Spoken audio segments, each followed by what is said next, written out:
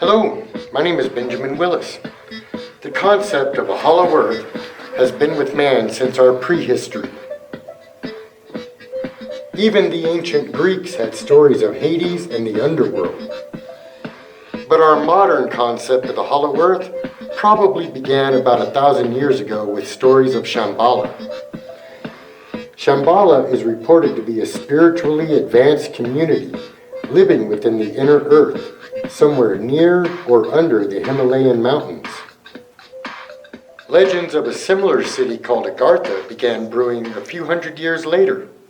Within Buddhism, there's stories of a place called Agartha or Agarthi, which is an inner world, and it's inhabited too by people, and that they are an advanced race, and even that they have trains and vehicles that are moving through this inner earth. Is it possible that an other Earth can be located within the confines of our own planet?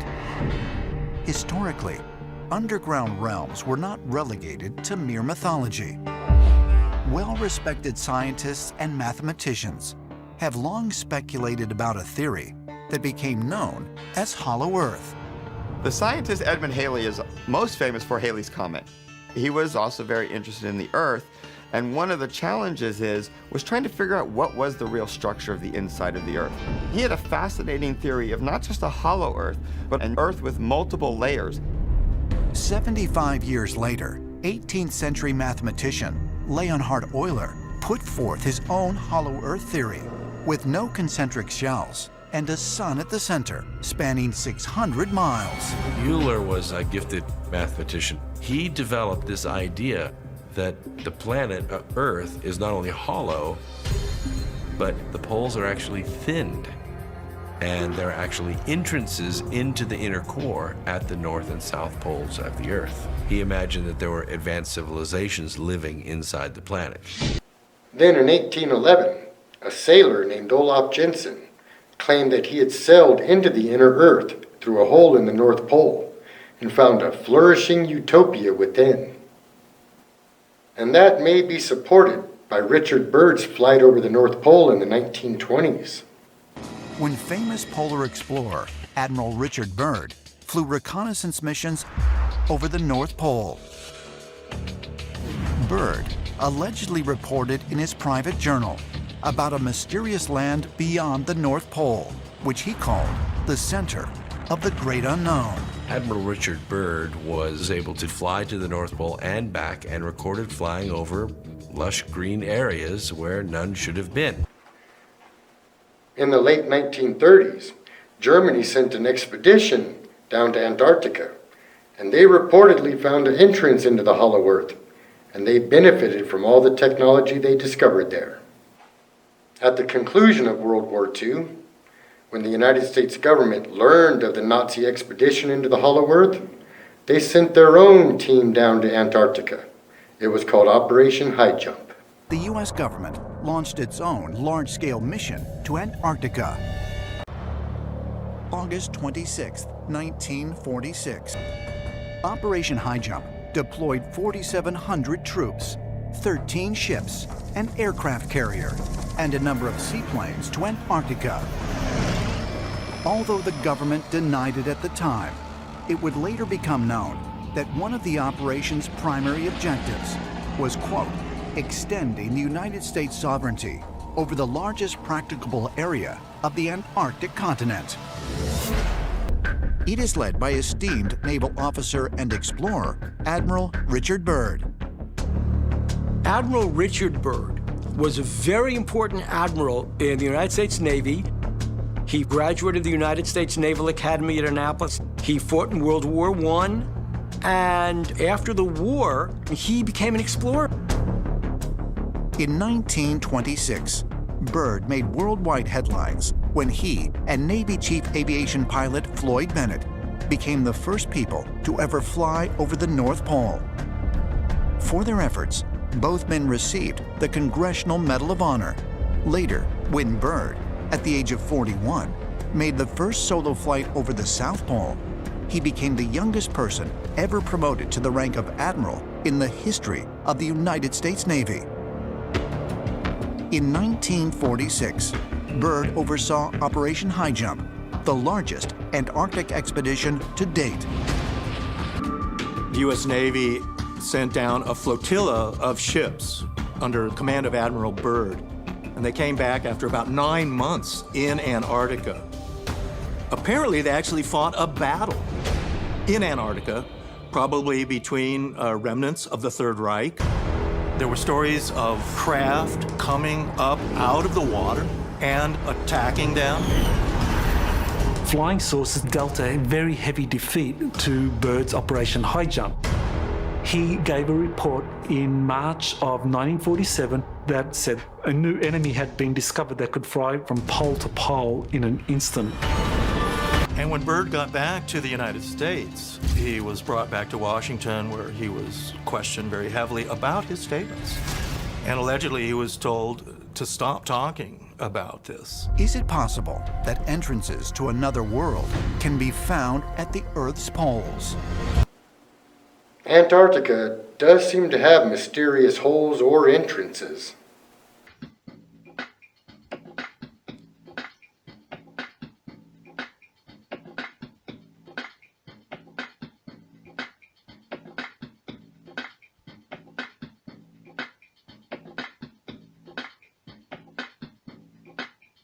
However, both physics and astronomy bring the hollow Earth theory into doubt. But these ancient stories are still possible if you consider the Swiss cheese crust theory. The oceanic crust of our planet is 3 to 6 miles thick, and the continental crust ranges from 20 to 30 miles thick. That is an enormous amount of space, and we already know portions of it are filled with aquifers and underground oceans. June 13th, 2014. Scientists researching the Earth's mantle announce that they have found what they believe to be a vast body of water, 3 times the volume of all of our oceans combined. This time, when we say that there are giant reservoirs of water hiding deep under the ocean, we mean fresh water as you and I would recognize it, that we could drink, like water, about 2,800 cubic kilometers of it. Just to emphasize how freaking big that is, that's enough to fill over 1 billion Olympic swimming pools. Or to put it another way, it stretches not only the length of New Jersey's coastline, but also that of Massachusetts, Rhode Island, Connecticut, and most of New York. As science has taught us, where there's water, there's usually life.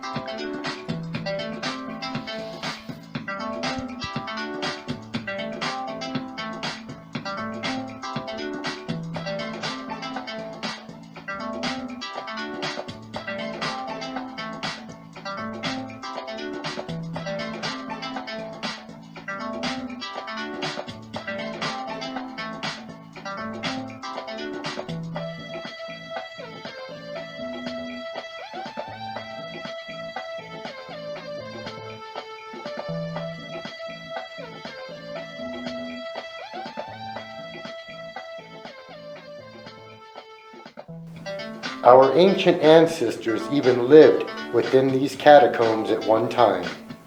That according to our earliest mythologies, an other Earth might not be found in the heavens, but deep within our own planet. One of the most consistent themes that we find in ancient cultures when we travel around the world is the idea that there is another world, another Earth inside of the planet.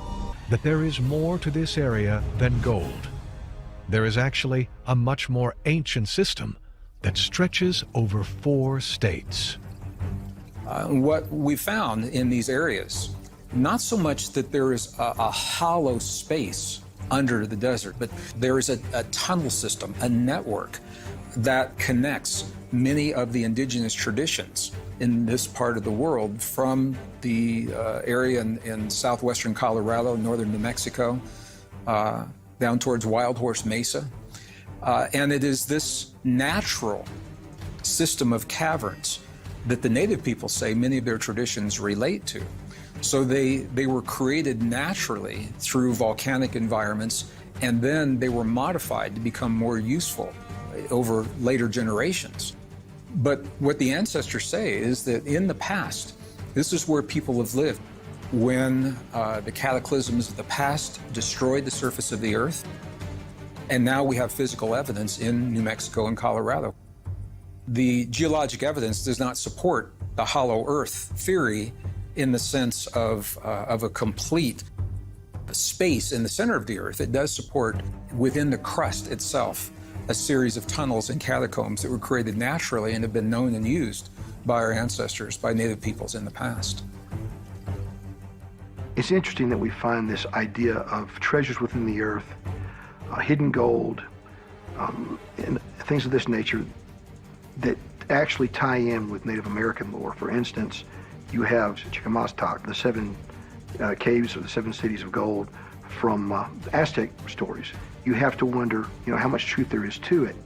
At the same time, you have this whole idea that goes back to the stories of the underworld containing treasure, whether it's the dwarves or it's the alchemists looking for gold in the depths of the earth. Now, these sites are very controversial because they force historians to rethink the traditional story. Could this be true? Many of these underground caverns in North America are located in the Four Corners region, where Colorado, Utah, Arizona, and New Mexico meet.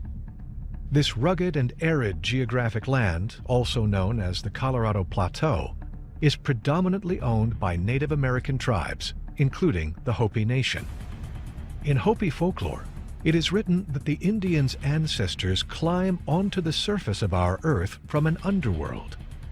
This indigenous tribe believes that the current incarnation of mankind is the 4th world, and that the prior 3 occurred inside the Earth.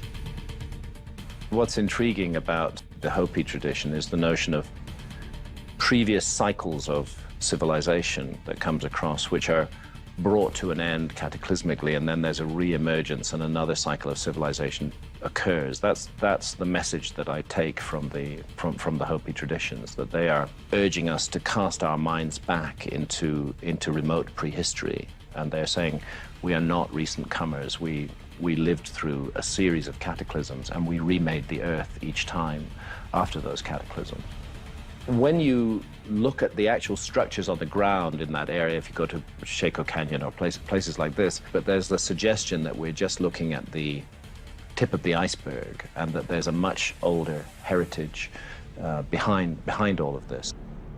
If this indeed is just the tip of the iceberg to something far more mysterious, what other evidence could suggest that there is an unseen power in this area? And in particular, legends about the underworld. The Four Corners area is particularly important because we have a number of Native American groups that claim to have emerged there. And by that I mean they have an emergence myth that says that they came out of the earth. The Pueblo people believed that they had come out of the earth in that area, around the Grand Canyon area. We have the Hopi, who claim they came out of what they call the Sipapu, which is basically the name for a little hole as part of their chimney system in Akiva. But they claim that they had to come out of something they called the Sipapu, and they had come out of the underworld, where they had interacted with reptilian humanoids called the snake people and the lizard people. And they had also interacted with another group called the ant people.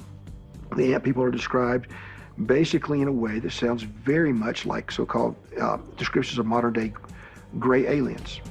We have this whole idea here that there's a series of worlds beneath, and they all have their own inhabitants, and that these Native American people said they had come up through these various regions to eventually emerge in our world. We have the Apache, who have a similar legend that says they came through a series of caverns to our world after they lived in a place called the Old Fireland, which had been destroyed in a cataclysm and had sunk beneath the ocean. And they claimed that they had come here through a series of caverns, just as the Aztecs said. We also have the Navajo, and the Navajo believe that they came out of the underworld as well. So these are themes that all tie into the Four Corners area, and it's very interesting that the various people, some of them were even adversaries in previous centuries, that they all have similar legends about worlds within our world. If the premise that modern mankind originated from caverns deep below the Earth is true, then is it also possible that there are entire civilizations still living underground in the Four Corners region? I live near Taos, New Mexico, and there is a phenomenon that is called the hum, the Taos hum, H-U-M. It is a vibration that is felt selectively by some people. Other people don't seem to know it at all. It usually happens between 2 and 4 a.m. when a lot of people are sleeping. And the hum, it's right on the verge of where you feel it in your heart and where you can just below the audible level. And no one knows where this hum is coming from. They brought in university researchers back in the 1980s to try to triangulate where, if they could find 3 locations where they found the hum and triangulate, they could find a source. And what they found was that it's coming from everywhere, suggesting that there is a vibration happening within the Earth during those periods of time, 2, 3, 4 a.m., that is being carried through the bedrock into these other areas. What is the source of that vibration? This is where the speculation comes in, that these natural tunnels and the caves and the caverns that our ancestors have talked about in the past that already exist are being modified, perhaps, and used in modern ways for storage, for earth sensing, geosensing applications, and things like that. So that is where the scientific community kind of has arrived, is that there is something, they think maybe it is the drilling, the constant drilling to modify these caverns that's creating the vibration. Since 1946, the U.S. government has been using Hopi land in the Four Corners region for explosive testing. Is it possible that, in fact, these tests are a cover-up? Could the military be using the ancient power of this area to run covert military programs? Or could their true agenda be to destroy something that was discovered underground? When we look at the creation stories of our past, as different as they are from one another, there are common themes that weave them all together. I find this fascinating because it is the local understanding of a common heritage, I believe, that is preserved in the traditions of the modern indigenous peoples. One of the most obvious of these common threads is the theme of another world beneath this one, a world, subterranean world, from which our ancestors emerged. A lot of these themes from Native American folklore have found their way into modern day accounts of what I call modern folklore, which would be ufology, cryptozoology, all these types of things, conspiracy literature. Really, all this stuff is just an update of folklore. It's the same stuff that people have done for centuries. Sometimes it contains truth, sometimes it contains fabrications, sometimes people elaborate on what they think something means. But we see these ideas of underworlds involved with variety of peoples around the world now emerging in these same areas. All these things touch on this same type of material. Siberian scientists once drilled down deep within the earth and lowered microphones down the chasm. They related the ominous voices and echoes heard to being from hell. But take a listen to this recording, for I believe it resembles thousands of voices in a vast underground chamber, perhaps even the community of Shambhala.